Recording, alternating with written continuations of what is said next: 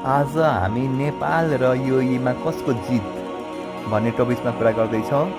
Point table हेर्दाखेरि group एबाट युएईले 2 गेममा 2 game जितेर 4 पोइन्ट ल्याएर अग्र स्थानमा छ। ग्रुप बीबाट नेपालले 2 गेममा 2 गेम जितेर 4 पोइन्ट ल्याएर अग्र स्थानमा छ। भोलि नेपाल र युएईको गेम हुँदैछ 4:15 भोलि 12 अक्टोबर। यसो पहिलाको गेम हेर्दाखेरि T20 क्यारियरमा नेपाल र युएईको म्याचहरू हेर्दाखेरि चाहिँ 3 गेममा चाहिँ नेपालले 2 गेम जितेको रहेछ, 1 गेम चाहिँ नेपालले हारेको रहेछ।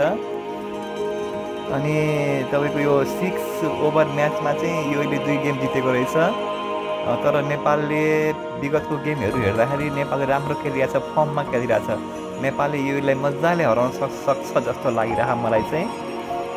अग्रिम शुभकामना दिन चाहन्छु, बेस्ट अफ लक भन्न चाहन्छु नेपाली टिमलाई, हाम्रा नेपाली टिमलाई।